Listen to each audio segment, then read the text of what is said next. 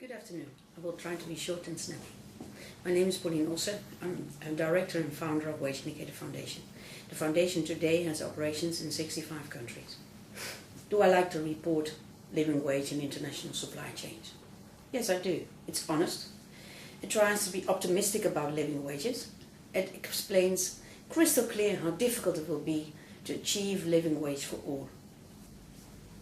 Basically, the report tells us living wage is something similar as housing, kids, sex, love. It is a basic item in life, and that's how it should be. I think that's perfect to think like that. And the report also tells us living wage, to achieve living wage for everybody means we have to have a multidimensional approach.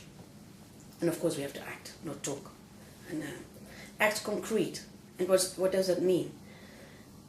What we do today, it helps to talk, at least. It helps tiny little steps to achieve a living wage for all. What Novartis is doing, it helps for their workers. What Fair Wear Foundation is doing, it helps in textile industry. What we as WageIndicator Foundation try to do to achieve living wage, it helps. But all these steps are needed from all sides. There is not one road which is the best. And our approach, how do we do it? When we start in a country, whether it's Uganda or Cambodia or South Africa, whatever, we started in many countries already. We start with data collection online, on a website, but always offline as well. So our baseline in a country is 2,000 face-to-face interviews. And all these interviews, finally, they result in data, and the data is international comparable, which means that the secretary in Uganda and in Cambodia, they can compare each other proper, or compare with each other very proper, for the cleaning person or whatever occupation. And next to the data collection, we publish or collect first all issues related to national labor law, minimum wages, legal minimum wages, of course, and we publish it as such that it's searchable, that it's comparable. Same we do with collective agreements, which means on the site we publish minimum wages, labor law, collective agreements, and wages by occupation, as such that people can understand it. So it's not only for academics, but it's for everybody, and really for the public at large. Next to that, we bring it to radio, television, and of course to social partners. And to focus more on wages by occupation, the way we publish it is in graphs. Now we publish it in a graph, and there we say what is the minimum, if there's a legal minimum. We say what is the range in which an occupation or a wage in an occupation is shown in reality in a country. So it could be below the minimum wage, but it could be high above, of course.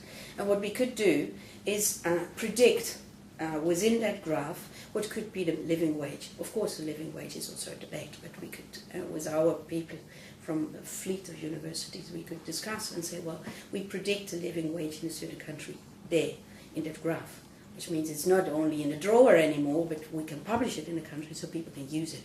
People, social partners as well. And then what? Will it help? Well, what we know, publication is nice, but it's not enough. It's really not enough. Through campaigns on radio, television, through websites, debates on the ground, we realize that people have no idea. They have no idea about labor law, no about minimum wages. People from abroad come and tell them that the law is not good, but they don't even know their own law, so they can't even debate on that. So first step always is to inform them about the situation in their country, employers and employees. Next step, to make sure that they get paid. So what we do is giving them or them, social partners, people who come on our websites, provide them with a complaint form as such that they can complete it, that we can analyze them and bring it back to social partners or to the labor inspectors so that they can make steps. Even we cater for mediation to make sure that the minimum is paid and that people are not working 80 hours for 1/3 of the minimum, but is very often the reality. And then what? Do people really get paid then? I hope so. Sometimes yes, it helps. And coming to that, what we think is it's important to not to neglect the minimum wage. Everybody knows it's not enough, but it's very easy to say it's not enough. but it's very often a law in a country. So at least take that law in reality and try to make sure that people get paid according to that law, because then you can make a next step. Then you can discuss about how do we get more than only the minimum for one person. And so then to living wage. What is our approach to living wage? We have 3 steps.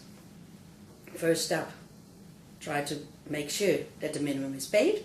If there is not a minimum, help social partners, what we do, for instance, now in Uganda, to set a minimum wage, to debate and to set a minimum wage.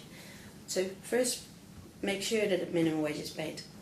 Second step, publish about real wages. Publish it in the region, publish it in international comparable as such that workers, employers, social partners can see what is the real wages and can adapt to that.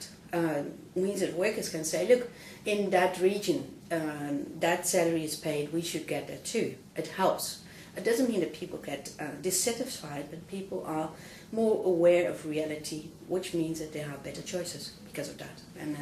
And finally, I think a crucial step as well, we start collecting collective agreements at the moment, put them in a database. Database is well searchable for employers, employees and social partners again.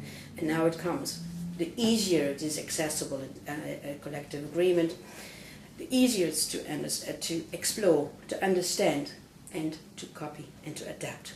Which means that if you can just copy from the internet a collective agreement from a neighboring country or a neighboring company or a neighboring sector, you copy it, you use it, which means you don't need to hire in expensive lawyers, expensive economists to make or to do the negotiations. Workers and employers can do it themselves, which is way cheaper than hiring in people from abroad or people from the capital who very often have 3, 4, 5 times the living wage. So that is our approach. And we hope we can assist each other to make sure that everybody in the world have it.